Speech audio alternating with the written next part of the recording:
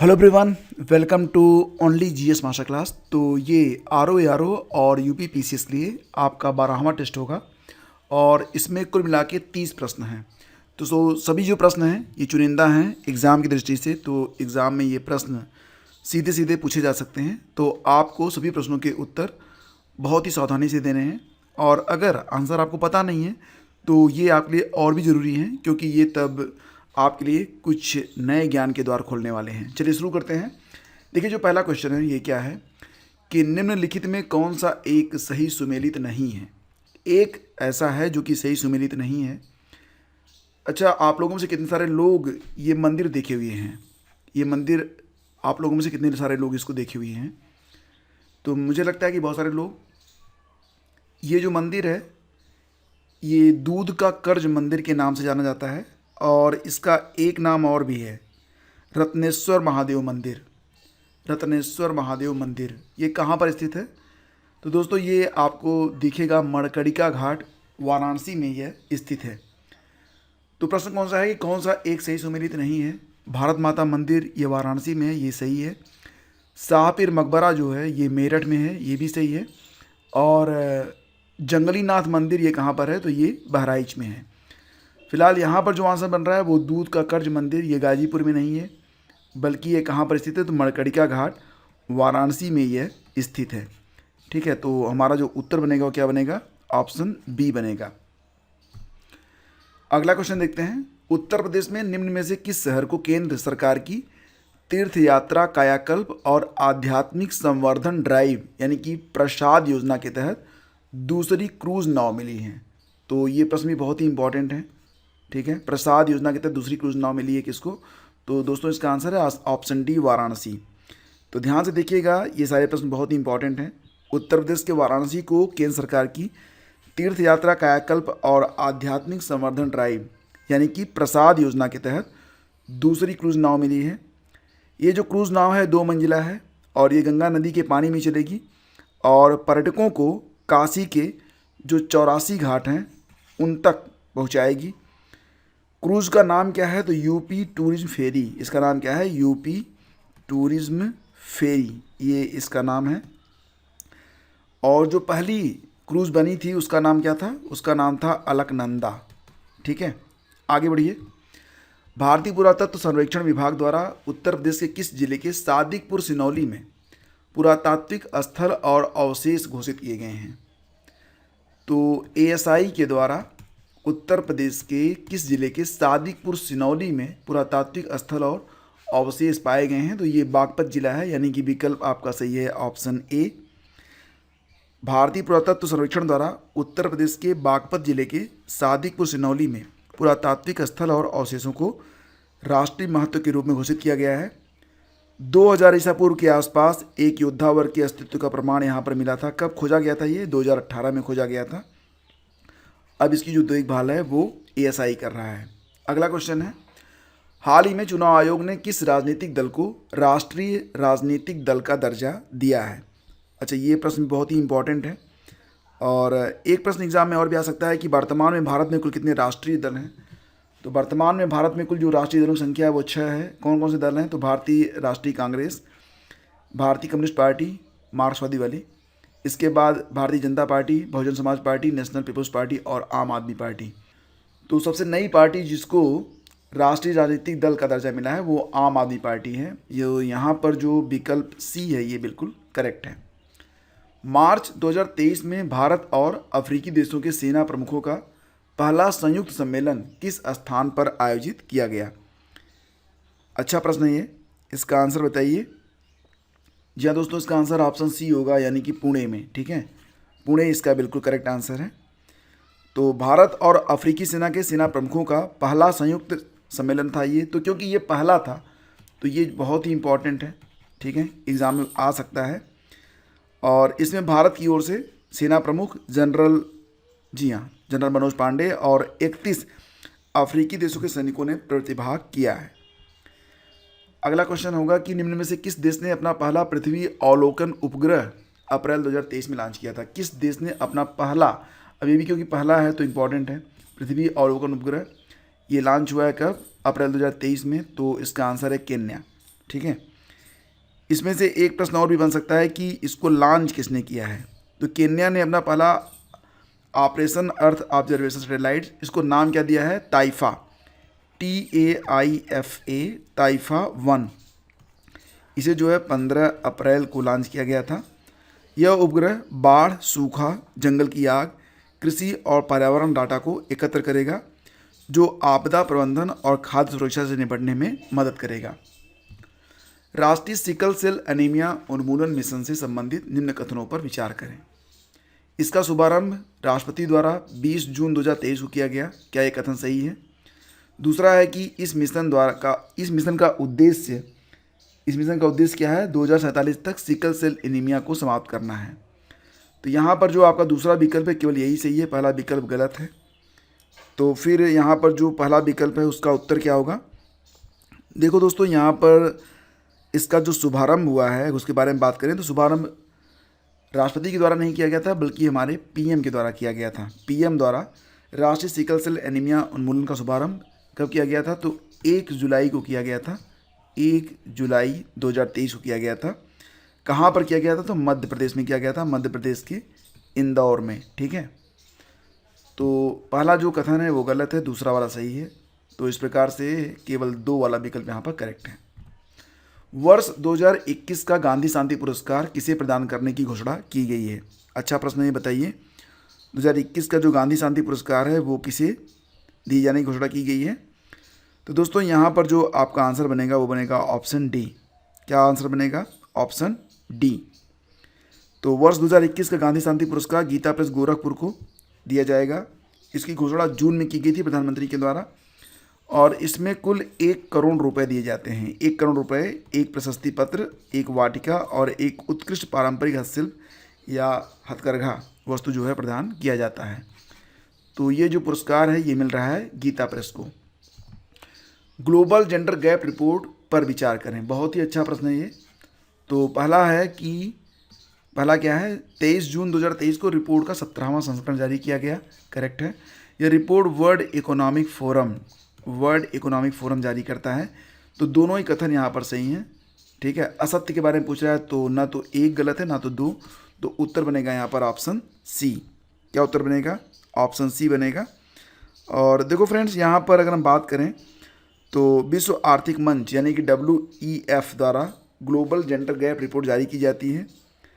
जून में इसका जो 17वां संस्करण था ये जारी किया गया था। इसमें जो आइसलैंड है वो 14वीं बार टॉप पर रहा है। तो याद रखिएगा कि आइसलैंड जो है ये टॉप पर रहा है लगातार 14वीं बार। और अगर हम बात करें कि इंडिया की रैंक कितनी है तो 127। जून 2023 में संयुक्त राष्ट्र परिषद का निम्न में से किसे 2 वर्ष के कार्यकाल के लिए नहीं चुना गया है? ठीक है, तो बहुत अच्छा प्रश्न है ये कि जून 2023 में संयुक्त राष्ट्र का निम्न में से किसे 2 वर्ष के कार्यकाल के लिए नहीं चुना गया है? तो दोस्तों यहाँ पर गुयाना, अल्जीरिया, बेलारूस और स्लोवेनिया का नाम है।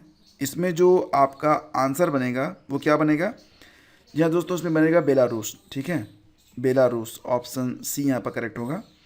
संयुक्त राष्ट्र संघ में जून 2023 में अस्थायी सदस्य के रूप में अल्जीरिया, गुयाना, कोरिया गणराज्य, सिएरा लियोन और स्लोवेनिया को चुना गया है। स्लोवेनिया ने बेलारूस को 38 के मुकाबले 153 मतों से हराया था। तो यहाँ पर जो बेलारूस है इसको नहीं चुना गया है, बाकी सब इसमें शामिल हैं।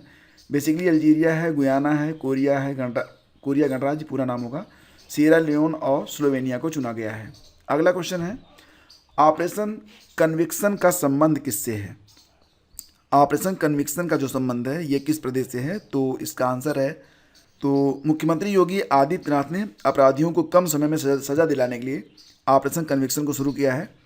इस ऑपरेशन में पॉक्सो एक्ट के तहत दर्ज बाल यौन शोषण मामले के अलावा बलात्कार, हत्या, गौहत्या, अवैध धन परिवर्तन, डकैती आदि से जुड़े मामले भी शामिल होंगे। नेक्स्ट है आपका कि 9वें अंतर्राष्ट्रीय योग दिवस पर विचार करें। अब ये प्रश्न बहुत ही इंपॉर्टेंट हो जाता है आपका, इसको ध्यान से समझिएगा। इसमें से कोई भी एक बिंदु प्रश्न के रूप में एग्जाम में आ जाएगा। पहला बिंदु है कि अंतर्राष्ट्रीय योग दिवस प्रतिवर्ष 21 जून को मनाया जाता है। ये कथन तो आपका बिल्कुल सही है। 9वें अंतर्राष्ट्रीय योग दिवस के अवसर पर प्रधानमंत्री ने काहिरा में योग दिवस का नेतृत्व किया, ये गलत है। और थीम क्या है इस साल की? मानवता के लिए योग, ये भी सही है। यानी कि विकल्प 1 और 3 यहाँ पर आपके सही हो रहे हैं, तो ऑप्शन सी करेक्ट होगा। अब यहाँ पर जो इसकी व्याख्या है मैं आपको बता दूं कि 9वें अंतर्राष्ट्रीय दिवस के अवसर पर, 9वें अंतर्राष्ट्रीय योग दिवस के अवसर पर प्रधानमंत्री नरेंद्र मोदी के नेतृत्व में अंतर्राष्ट्रीय योग दिवस का वैश्विक जो आयोजन था न्यूयॉर्क में किया गया था। न्यूयॉर्क के संयुक्त राष्ट्र मुख्यालय में। कहाँ पर किया गया? न्यूयॉर्क के संयुक्त राष्ट्र मुख्यालय में किया गया। जबकि अंतर्राष्ट्रीय योग दिवस 2023 के राष्ट्रीय उत्सव का नेतृत्व उपराष्ट्रपति जगदीप धनखड़ ने जबलपुर मध्य प्रदेश में किया था। तो इसको जरूर ध्यान दीजिएगा कि जो अंतर्राष्ट्रीय स्तर पर योग दिवस मनाया गया था वो न्यूयॉर्क के संयुक्त राष्ट्र मुख्यालय में पीएम के नेतृत्व में, और भारत की बात करें तो राष्ट्रीय स्तर पर इसका नेतृत्व किसने किया था? उपराष्ट्रपति जगदीप धनखड़ जी ने किया था, और इसका आयोजन जबलपुर मध्य प्रदेश में किया गया था। रूस में अपना दूतावास को निलंबित करने वाला पहला देश कौन सा बन गया है? तो रूस में अपने दूतावास को निलंबित करने वाला जो पहला देश बना है कौन सा देश है? नीदरलैंड, फिनलैंड, आइसलैंड या फिर ग्रीनलैंड? दोस्तों ऑप्शन बनेगा यहाँ पर आइसलैंड, यानी कि विकल्प आपका जो सही है वो ऑप्शन सी है, आइसलैंड। तो आइसलैंड ने जून 2023 में ये घोषणा कर दी थी कि वह रूस में अपने दूतावास को बंद करेगा, और अगस्त में जाकर उसने इसे बंद भी कर दिया। आइसलैंड ये कदम उठाने वाला दुनिया का पहला देश है। आइसलैंड जो है वो नाटो का सदस्य देश भी है। अगला क्वेश्चन है, जर्मन बुक ट्रेड शांति पुरस्कार 2023 से किसे सम्मानित किया गया है? जर्मन बुक ट्रेड शांति पुरस्कार 2023 ये किसको दिया गया है दोस्तों? तो ये दिया गया है सलमान रुश्दी को। सलमान रुश्दी को यह पुरस्कार शांति, संवाद और सहयोग को प्रोत्साहित करने के उद्देश्य से दिया जाता है। गोवा में आयोजित होने वाले 37वें राष्ट्रीय खेल का शुभंकर क्या है? जो गोवा में हाल ही में 37वें राष्ट्रीय खेल हुए हैं उसमें जो शुभंकर रहा था उसका नाम था मोका, या इसको मोगा के नाम से भी लोग बुला रहे हैं, ठीक है। तो यह शुभंकर जो है भारतीय वायुसेना का प्रतिनिधित्व करता है। गोवा के मुख्यमंत्री प्रमोद सावंत ने इसको लॉन्च किया है। तो दोस्तों अगला क्वेश्चन होगा कि निम्न में से कौन सी गैस है आर्गन, कार्बन डाइऑक्साइड, हीलियम और नियान में जो कि वायुमंडल में सर्वाधिक पाई जाती है? वैसे तो आप जानते हैं कि सर्वाधिक जो है नाइट्रोजन पाई जाती है, इसका जो परसेंटेज है 78% है। फिर ऑक्सीजन है 21%, कार्बन डाइऑक्साइड 0.03% है। इसके अलावा जलवाष्प जो होता है ये आधे से लेकर 1% के बीच में होता है। यहाँ पर आर्गन के बारे में बात करें तो आर्गन की मात्रा होती है 0.93%, लगभग 1%। नियान, हीलियम और मेथेन बहुत ही कम होते हैं। तो इसमें जो आंसर बनेगा वो ऑप्शन ए बनेगा कि दी गई जो गैसें हैं इसमें आर्गन सर्वाधिक मात्रा में वायुमंडल में पाई जाती है। दोस्तों अगला क्वेश्चन देखते हैं। अगला क्वेश्चन होगा, निम्न कथनों पर विचार कीजिए। पृथ्वी पर नाइट्रोजन का सबसे बड़ा स्रोत वायुमंडल है, ये बिल्कुल करेक्ट है पहला कथन। पौधे नाइट्रोजन को वायुमंडल से सीधे ग्रहण करते हैं, गलत। मृदा में नाइट्रोजन की अधिकता से ब्लू बेबी सिंड्रोम रोग होता है, ये भी गलत है। यानी कि केवल जो पहला कथन है वो सही है, बाकी 2 और 3 गलत हैं। तो ऑप्शन बी इसका उत्तर बनेगा। पृथ्वी पर नाइट्रोजन का सबसे बड़ा स्रोत वायुमंडल है, ये सही है। नाइट्रोजन लगभग 78% है। पौधे नाइट्रोजन को वायुमंडल से सीधा ग्रहण नहीं करते बल्कि मृदा या नाइट्रेट के रूप में इसे जड़ों द्वारा अवशोषित करते हैं।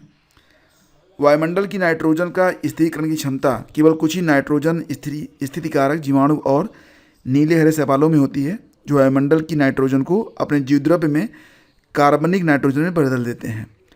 पेयजल में नाइट्रेट की अधिक मात्रा से बच्चों में ब्लू बेबी सिंड्रोम, या इसका एक नाम और भी है मिथेनोग्लोबिमिनिया ये नामक रोग हो जाता है। तो आपका आंसर बनेगा ऑप्शन बी। अगला क्वेश्चन होगा, कोलंबिया में लानोज, ब्राज़ील में कैंपोज बायोम कौन से बायोम के अंतर्गत आता है? दोस्तों इसका आंसर बनेगा उष्णकटिबंधीय घास बायोम, यानी कि विकल्प जो बी है ये आपका सही है। वेनेजुएला, कोलंबिया में लानोज, ब्राज़ील में कैंपोज तथा अफ्रीका में पार्कलैंड ये उष्णकटिबंधीय घास बायोम के अंतर्गत आते हैं।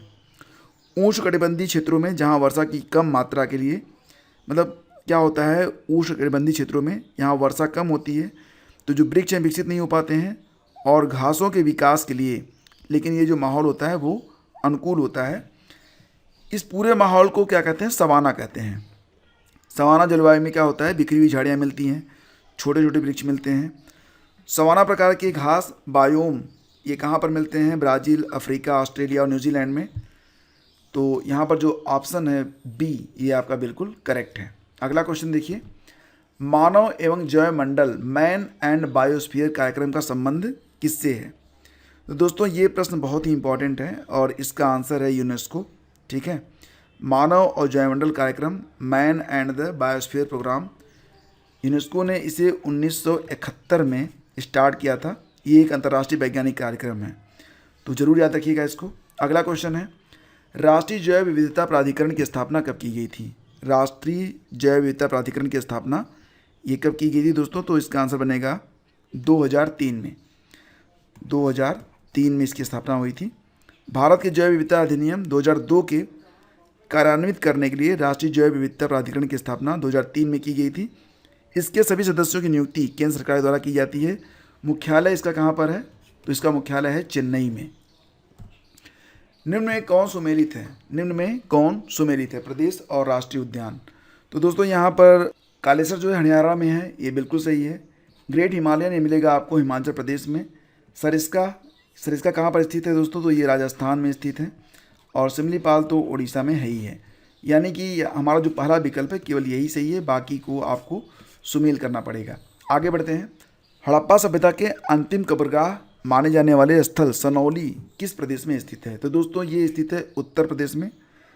तो उत्तर प्रदेश में जो बागपत जिला है वहीं पर ये आपको मिलेगा। नवीन जो खनन हुए हैं उसी में इसका जो उत्खनन था किसने करवाया था? तो डीवी शर्मा ने करवाया था। ये जरूर याद रखना कि सनौली का जो उत्खनन है डीवी शर्मा ने करवाया था। यहाँ से कुल 116 कब्रें मिली हैं और यहाँ से एक जुड़वा कब्रगाह भी मिली है जिसमें 2 पुरुषों को एक साथ दफनाया गया था। तो ये जो उत्तर प्रदेश में स्थित है सनौली, 2018 में इसकी जो खोज है वो की गई थी। अगला क्वेश्चन है, पिंगल वत्स नामक आजीवक संप्रदाय का ज्योतिषी किस मौर्य शासक के दरबार में निवास करता था? तो दोस्तों ये निवास करता था बिंदुसार के दरबार में। चंद्रगुप्त मौर्य का जो पुत्र था बिंदुसार, उसी के दरबार में ये रहता था। दिव्यावदान के अनुसार पिंगलवत्स नामक आजीवक संप्रदाय का ज्योतिषी बिंदुसार के दरबार में था।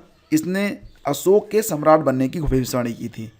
बिंदुसार आजीवक मत का अनुयायी था। अशोक और दशरथ भी आजीवक मत के प्रति जो थे वो काफ़ी आस्था रखते थे। अगला क्वेश्चन देखिए, किस शासक के सिक्कों से पता चलता है कि उसे जलयात्रा और समुद्री व्यापार में ज़्यादा दिलचस्पी है? तो दोस्तों यहाँ पर जो ऑप्शन डी है यज्ञश्री सातकर्णी, ये आपका बिल्कुल करेक्ट आंसर है। सातवाहन वंश से संबंधित है यज्ञश्री सातकर्णी और इसके जो सिक्के हैं उस पर जहाज़ के चित्र मिलते हैं। तो इसी से लोग अनुमान लगाते हैं कि समुद्री यात्रा में यज्ञश्री सातकर्णी का काफ़ी जो है लगाव रहा होगा। कश्मीर का जो मार्तंड मंदिर है यह किस देवता को समर्पित है? ये प्रश्न अगला होगा, लेकिन उसके पहले आपको बता दें कि दोस्तों अगर आपको करंट अफेयर की प्रॉब्लम आ रही है तो करंट अफेयर के लिए आप हमारे नोट्स का इस्तेमाल कर सकते हैं। जनवरी से लेकर दिसंबर तक के सारे नोट्स आपको जो है अवेलेबल करवा दिए गए हैं, जिसका लिंक वीडियो के डिस्क्रिप्शन में है। आपको अगर एक साथ यानी कंबाइंड पीडीएफ लेनी है तो ये काफ़ी सस्ते में आपको मिल जाती है। मंथली पीडीएफ भी यहाँ पर उपलब्ध है और आप लोगों के लिए यह विशेष छूट पर उपलब्ध है। इसका जो लिंक है वीडियो के डिस्क्रिप्शन और पहले कमेंट में है, जाकर चेक कर लीजिए। कश्मीर का मार्तंड मंदिर किस देवता को समर्पित है? तो दोस्तों जो कश्मीर का मार्तंड मंदिर है ये सूर्य देवता को समर्पित है, यानी कि यहाँ पर जो ऑप्शन ए है आपका ये बिल्कुल सही है। इसका निर्माण कश्मीर का एक जो करकोट वंश है, करकोट वंश के शासक ललितादित्य मुक्तापीड ने करवाया था। और ललितादित्य मुक्तापीड के बारे में बात हो रही है तो एक बात और भी याद रखना कि ललितादित्य मुक्तापीड ने परिहासपुर नगर भी बसाया था जो कि कश्मीर में है। परिहासपुर नगर किसने बसाया था? ललितादित्य मुक्तापीड ने। निम्न कथनों पर विचार करें। मोहम्मद बिन तुगलक को टकसालों का राजकुमार कहा गया। इसने दिनार नामक सोने के सिक्के चलाए। तो कौन सा कथन यहाँ पर सही है और कौन सा गलत है ये आपको बताना है। तो दोस्तों यहाँ पर जो आपका विकल्प है इसमें दोनों ही कथन आपके सही हैं, यानी कि दोनों ऑप्शन सी करेक्ट होगा। मोहम्मद बिन तुगलक को टकसालों का राजकुमार कहा गया और इसने दिनार नामक सोने के सिक्के चलाए थे। निम्न भक्ति संगीतों में किसने ईश्वर को अकाल पुरुष की संज्ञा दी है? भक्ति संत का नाम दिया गया है और पूछा गया है कि किसने ईश्वर को अकाल पुरुष कहा है। तो इसका उत्तर क्या बनेगा? यह दोस्तों गुरु नानक देव, यानी कि आपका जो विकल्प बी है ये करेक्ट है। गुरु नानक जी ने ईश्वर की कल्पना निराकार, अनंत और अनादि के रूप में किया था। तो ऑप्शन बी यहाँ पर बिल्कुल सही है। फिर आपका अगला क्वेश्चन है कि अकबर द्वारा स्थापित मीरे सामा पद क्या होता था? तो अकबर के द्वारा जो मीरे सामा नामक पद था वो किससे संबंधित था? ये प्रश्न यहाँ पर पूछा गया है। तो दोस्तों यहाँ पर घरेलू मामलों का जो प्रधान होता था उसे कहते थे मीर सामा। धार्मिक मामलों का जो सलाहकार होता था उसे कहते थे सद्र उस सुदूर। शाही भूमि के देखभाल का अधिकारी दीवाने खालिसा होता था और आय व्यय का निरीक्षक होता था मुस्तौफी। तो ये सारे नाम आपको याद रहने चाहिए। पानीपत के तीसरे युद्ध के समय पेशवा कौन था?